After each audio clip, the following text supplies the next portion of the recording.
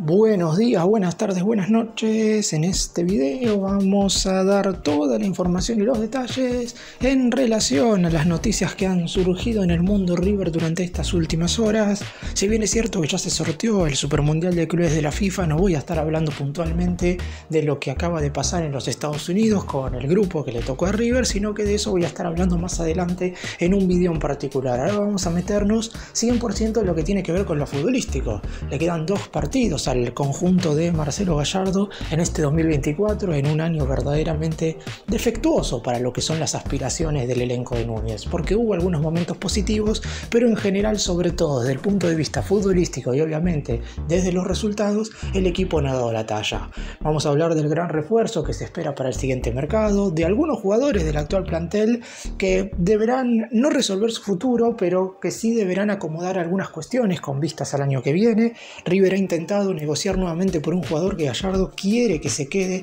con vistas al 2025, pero lamentablemente esto no va a poder suceder. También vamos a hablar de un futbolista que se fue a mitad de año y contó por qué motivo dejó River cuando llegó Gallardo, porque en principio se iba a quedar, pero terminó partiendo hacia otro club del fútbol argentino. Y después, sobre el final, también vamos a estar hablando de qué es lo que pretende la FIFA para que el Estadio Monumental sea sede del partido inaugural del Mundial del 2030. ¡Empecemos! Y vamos a comenzar hablando del gran refuerzo que podría llegar a tener River, no porque sería el único, sino porque es el jugador que hoy por hoy está absolutamente en todas las primeras planas del mercado de pases del mundo millonario, porque se sabe por sus declaraciones que Juanfer Quintero tiene intenciones de ponerse nuevamente el manto sagrado y tener un tercer ciclo en el conjunto de Núñez. Obviamente él es 100% agradecido a Racing porque fue el equipo argentino que en su momento lo recibió a mediados del 2023, cuando hubo algunos dirigentes de River en ese entonces que le cerraron la puerta. Es cierto que había que poner un dinero importante, pero Quintero tenía todo dado como para luego de jugar 6 meses en Colombia, porque por un tema económico lo que River no podía hacer era retener a Juanfer a finales del 2022. Sin embargo, si el extraordinario mediocampista pasaba un semestre en algún conjunto extranjero, ya River podía volver a contar con él. Esto quiere decir que la primera mitad de ese 2023 del año pasado la jugó en Junior y River podía volver a adquirirlo a mitad de año. Sin embargo, desde la dirigencia, desde algunos personajes que hoy siguen formando parte de la comisión directiva del conjunto de Núñez, negaron la chance de que Quintero volviese y por eso se fue a jugar a Racing, porque él quería estar acá en Argentina y el equipo de Avellaneda le abrió las puertas. Y mal no le fue futbolísticamente porque acaba de coronarse con la Conmebol Sudamericana. Pero por lo pronto también sabe que su pasaje por la academia está cerca de llegar a su fin. Esto no significa que 100% vaya a jugar en River, pero y si bien todavía no lo ha manifestado públicamente, saben que estos serán sus últimos partidos con la casaca de la academia, y justamente uno de esos encuentros va a ser nada menos que contra River. El otro fin de semana, en el cilindro de Avellaneda, Racing cerrará el campeonato contra el equipo de Gallardo en un partido que, dependiendo de cómo se den los resultados la próxima jornada, puede ser más que importante, porque Racing va a estar definiendo el título. River esperemos que ya esté al 100% clasificado a la Copa Libertadores. El título obviamente no lo puede pelear porque dejó puntos inconcebibles durante el transcurso de la liga profesional. Pero volviendo a Quintero, Racing obviamente, sabiendo de las intenciones de Juanfer por regresar a River, estaría dispuesto a negociarlo. Eso sí, Racing no va a regalarlo ni mucho menos, y además hay un punto a tener en cuenta y por el cual River todavía no puede meterse de lleno en la negociación, y es que en Racing va a haber elecciones a presidente a finales de este año, dentro de un par de fin de semana, y por eso mismo hoy la dirigencia de River no tiene un nombre propio con quien negociar directamente. Tienen que esperar hasta que los socios de la academia elijan a su máxima autoridad por los próximos 4 años, y a partir de ahí sí, en base a quien gane, se podrá negociar una hipotética salida de Juanfer Quintero. Se está hablando de que River debería poner alrededor de entre 4 y 5 millones de dólares para adquirir al colombiano, un número totalmente elocuente teniendo en cuenta que Juanfer ha sido para muchos el mejor jugador de la última edición de la Copa Sudamericana. Es un futbolista de selección porque sigue siendo convocado para vestir la casaca de su país, y si logra en las eliminatorias tener un buen papel colectivamente con el equipo cafetero, es muy probable que a mediados del 2026 esté jugando su tercera Copa del Mundo.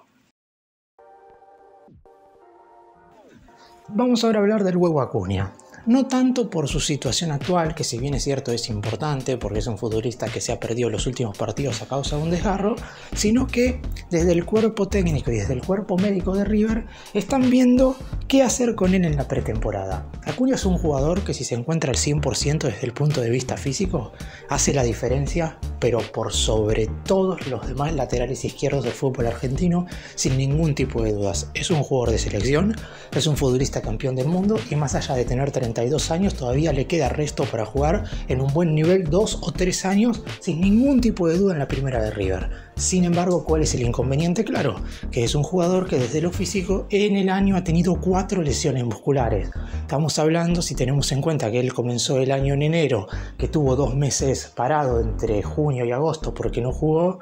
en 10 meses, es decir, una lesión cada poco más de 2 meses, y eso no es algo productivo en un jugador que en River quiere estar al máximo nivel, sobre todo porque estas lesiones musculares le impiden estar alrededor de 3 semanas afuera de las canchas. Nunca se lesionó más de ese tiempo, eso es verdad, no es que ha tenido una dolencia que le ha impedido jugar más de un mes. Pero por lo pronto, y teniendo en cuenta que River es un equipo que suele competir internacionalmente, estamos hablando de que en 3 semanas podría perderse tranquilamente entre 4 y 5 partidos. Y es por eso que en la pretemporada están analizando hacer un trabajo especial desde el punto de vista físico y desde el punto de vista de la alimentación con Marcos Acuña, para ver si puede dejar atrás estas lesiones y convertirse en un futbolista que en vez de tener 4 o 5 lesiones musculares por año, puede pasar a tener quizás una sola, que termina siendo lo lógico porque está claro que un jugador que se exige tanto como el huevo Acuña, al ser lateral izquierdo, puede llegar a tener en algún momento alguna dolencia muscular, pero por lo pronto es clave que se encuentre bien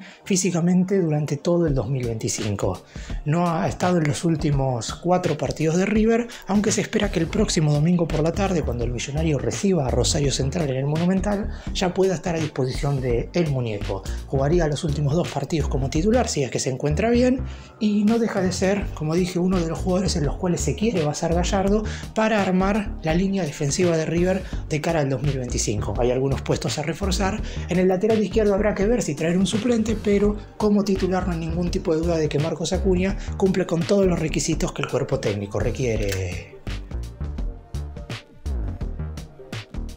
Y una posición de la que se dudó mucho a principios de este semestre, pero de la que ya no se duda absolutamente nada, es la del arquero.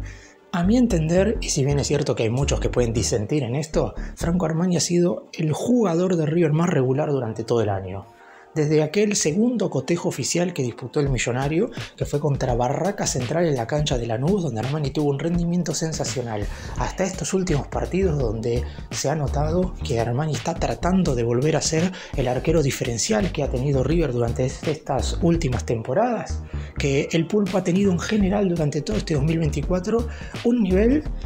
como mínimo de 6 puntos, nunca ha bajado de esa línea. Que ha tenido algún cotejo en el que ha tenido un rendimiento peor, está claro. Armani ha jugado casi todos los partidos, con excepción de algún puñado de encuentros donde tuvo que atajar Jeremías Ledesma, que por cierto también estuvo a la altura de las circunstancias cuando le tocó defender el arco de River. Veremos si el año que viene quizás la rotación se da de una manera más constante, pero eso dependerá de qué tantas competencias y de qué tantos torneos dispute River. Porque yo creo que el arquero titular va a seguir siendo Armani. No hay ningún tipo de razón para que el Pulpo pierda su lugar bajo los 3 palos. Por bajo rendimiento es imposible porque está teniendo un nivel excepcional. Porque Ledesma podría ser su reemplazante, eso está claro y es seguro. Y River contrató a un arquero que verdaderamente dentro de 1 o 2 temporadas puede ser el guardameta titular del elenco de Núñez. Pero primero de todo tiene o que Armani perder el puesto o que Ledesma ganárselo en base a un conjunto de buenos partidos. No puede ser que por un solo cotejo, como aquel que tuvo en Florencio Varela contra Defensa y Justicia, que fue muy bueno el rendimiento de Ledesma, ya digamos que tiene que ser el titular. Armani está claro que es el portero, no sé si más determinante de la historia de River, pero claramente estos últimos 7 años han marcado un antes y un después bajo los 3 palos del elenco de Núñez, y por eso mismo no hay que subestimar a quien hoy es uno de los jugadores más experimentados y que quizás por edad muchos querían dejarlo de lado, pero me parece que en el 2025 Gallardo lo tiene claro. Es una de las posiciones en las cuales River no debe reforzarse, y hago hincapié en esto porque después el muñeco está analizando absolutamente todas las demás posiciones del campo de juego, todas, viendo qué le falta, qué no le falta, cuántos refuerzos tiene que traer en cada lugar. Pero en el caso del arco, con Franco Armani y Jeremías Ledesma, el puesto está cubierto y bien ocupado por lo menos para la próxima temporada.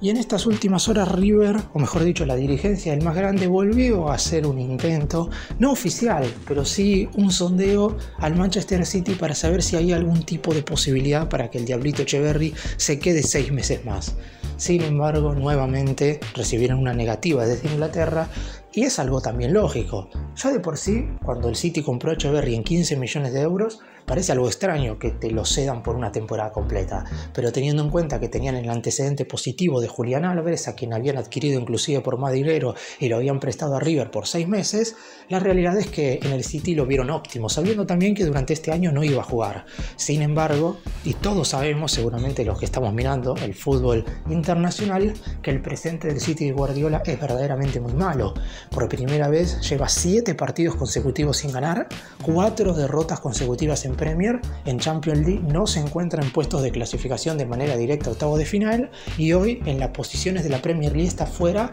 de los puestos de Champions, e inclusive se encuentra a 11 puntos del Liverpool luego de haber perdido el fin de semana pasado. Teniendo en cuenta todo esto, y más allá de que uno no cree que Etcheverry pueda ser el salvador del Manchester City, es más, me imagino que ni siquiera va a jugar apenas llegue, pero teniendo en cuenta que podría ser una pieza más en ataque, está claro que durante el mes de enero sobre todo quieren verlo entrenándose bajo las órdenes de Guardiola. La idea del elenco de Inglaterra es que Etcheverry el 1 de enero del 2025 ya se encuentre bajo las órdenes del DT español. Recordemos que el fútbol inglés no se detiene absolutamente para nada, ni por las fiestas, ni por vacaciones, para nada, y entrene durante todo el mes de enero. Y al final de ese primer mes del 2025 van a tomar una decisión. Si ven que con las prácticas está en condiciones de por lo menos formar parte del plantel del City, es decir, como suplente o alternativa, se va a quedar a terminar la temporada allí. Si durante finales del mes de enero ven que físicamente le falta, que necesita rodaje en otro club,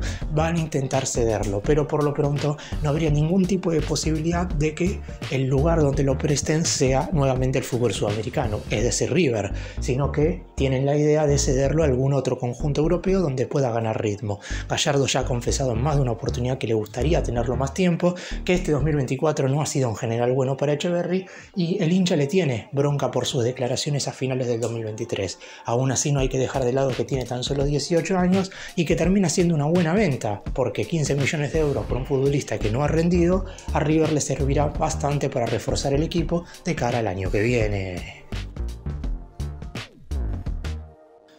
Y un jugador que no está en River y que se refirió a su salida a mediados de este año es Felipe Peña Viafore. El actual jugador ya 100% de Lanús, porque recordemos que el Granate adquirió la mitad de su ficha en $1 millón, manifestó que Gallardo en su momento, cuando llegó, fue muy claro con él, que le dijo que no iba a ser titular, no iba a ser el mediocampista central de arranque del equipo, que iba a tener River para ese entonces disputar los octavos de final de la Conmebol Libertadores contra Talleres, pero que si quería quedarse a pelearla, claramente no le iba a quitar el lugar de posible suplente. Peña Viafore, sabiendo que el Lanús iba a ser prácticamente titular indiscutible, decidió volver al Granate. Desde la dirigencia de River, sabiendo que el plantel estaba conformado por otros 3 volantes centrales, es decir, Craneviter, Fonseca y Villagra, no se opusieron a esto y decidieron inclusive mantener la opción de compra con un par de dólares más para River. La misma era anteriormente de $1.200.000. Como el más grande hizo uso de la opción de repesca, Lanús no pudo hacer uso de la opción de compra. Sin embargo, decidieron vendérselo definitivamente a Lanús, el 50% de su ficha, en $1.5 millones. Una cifra quizás un tanto baja para lo que se espera de Peña Viafore, no tanto quizás para lo que se vio de él en River, pero obviamente porque ha jugado muy poco, entre la rotura de ligamentos que sufrió a fines del 2021 y que fue cedido a préstamo primero a Arsenal y posteriormente a Lanús, la realidad es que la cotización del jugador no pudo aumentar demasiado. Acá lo que hay que tener en cuenta, y por qué hablo de Peña y Afore, es saber qué es lo que hubiera pasado si el futbolista se hubiera quedado. Porque lo mismo que Gallardo le dijo a Peña y Afore, por ejemplo, se lo dijo también a Nicolás Fonseca, que era un jugador que parecía que a mitad de año tenía todo dado para irse de River, sin embargo se terminó quedando a pelearla, y si bien las cosas no le salieron del todo bien, no hay que dejar de lado que el volante uruguayo fue titular en la Bombonera contra Boca y también fue titular en el olvidable partido que jugó River en Brasil contra Atlético Mineiro. Esto quiere decir que si Peña y Afore se hubiera quedado, teniendo en cuenta que Craneviter, que era el titular en ese entonces, no jugó ninguno de esos partidos, podría haber sido Peña quien hubiera disputado esos dos encuentros. Es decir, yo creo que hubiera tenido alguna posibilidad. Está claro que el Lanús tuvo muchísima más continuidad, llegando a semifinales de la Conmebol Sudamericana y hoy peleando por entrar otra vez en un torneo internacional. Ganó el Clásico del Sur el último fin de semana 1-0 a Banfield y en general ha tenido un rendimiento aceptable, quizás no superlativo, pero sí lo suficientemente bueno. Sin embargo, teniendo en cuenta que Lanús ya lo incorporó, en River se han olvidado claramente de poder tenerlo durante las próximas temporadas.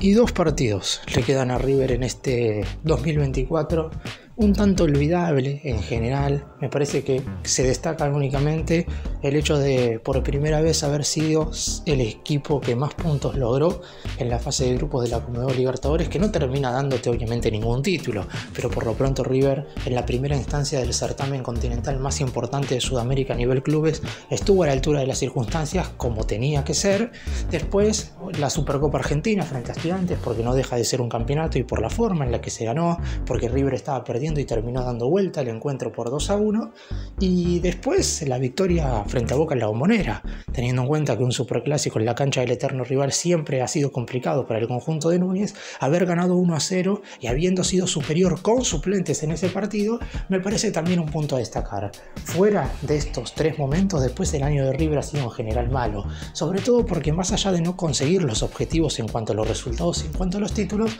el equipo nunca encontró un funcionamiento claro como para llevar a cabo estos objetivos principales. Tuvo algunos buenos cotejos, tuvo algunos buenos compromisos en un buen rendimiento, pero la realidad es que se esperaba mucho más, tanto de Martín de Michelis en el primer semestre como de Marcelo Gallardo en la segunda mitad. Obviamente el muñeco tiene crédito totalmente abierto porque en el próximo mercado de pases va a tener la posibilidad de incorporar futbolistas por bastantes millones de dólares y armar el equipo seguramente que él vaya a desear para que River sea competitivo de cara al año que viene.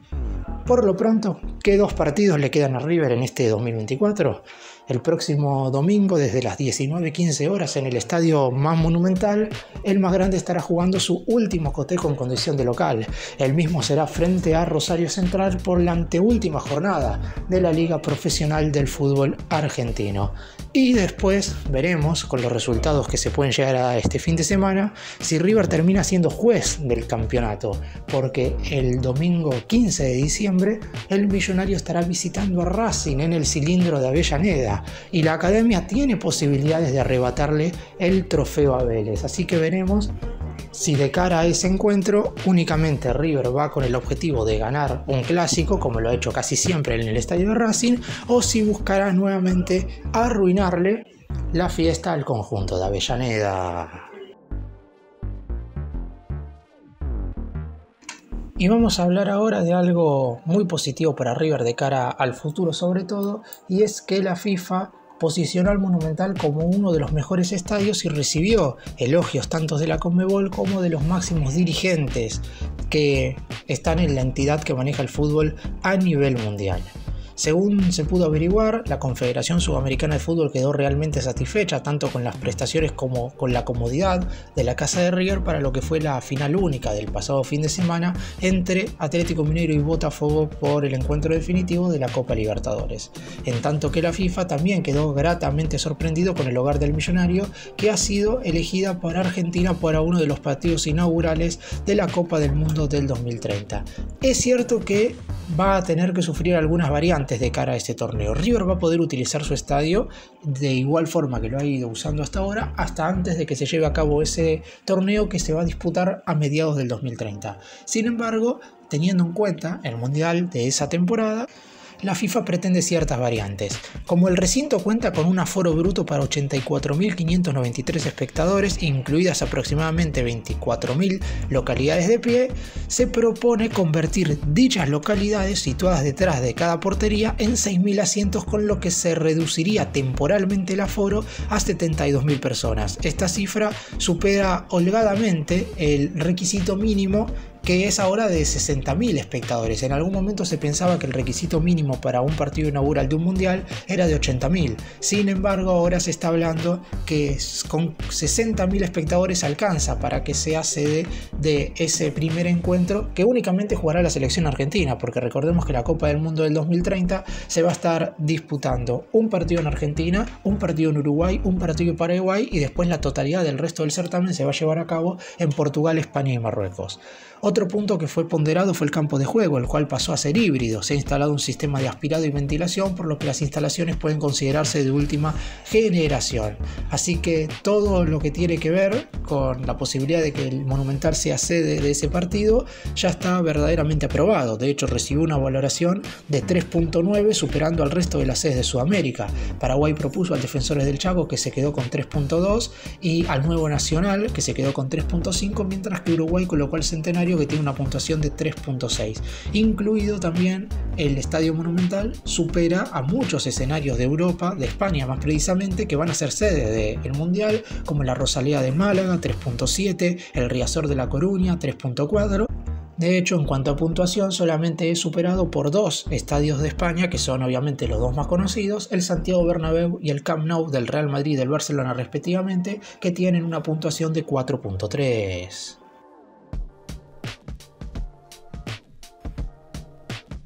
Para cerrar y hacer un breve resumen de todo lo que hablé en este video, la charla entre Quintero y Gallardo no tardará en llegar. Ambas personalidades seguramente, y más allá de lo que hablan semanalmente, se reunirán para saber si verdaderamente hay posibilidades concretas de que el cafetero regrese a River en el próximo periodo de transferencias. 5 millones de dólares pediría Racing para dejarlo salir, una cifra que en River estarían dispuestos a abonar si es que se da el ok positivo del muñeco. Después el trabajo en la pretemporada, que se hará para que Marcos Acuña no sufra más lesiones. El hecho de que en el puesto del arquero ya no haya que buscar ninguna alternativa más, porque Armani y Ledesma serán los guardametas de River con vistas al año que viene. River hizo un pequeño intento para intentar quedarse con Echeverri 6 meses más, pero hubo una nueva negativa por parte del Manchester City. Felipe Peña Viaflores declaró que, más allá de que Gallardo le confesó que quería que se quedase a pelearla, teniendo en cuenta que el Lanús iba a ser titular, decidió partir hacia el Granate, que le pagó a River $1,5 millones por la mitad de su ficha. Al millonario le quedan 2 partidos oficiales en este año, frente a Central el próximo fin de semana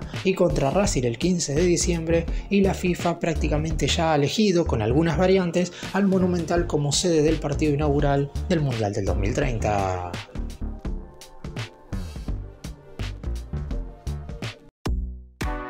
Gracias por mirarnos, suscríbanse, nos vemos en el próximo video.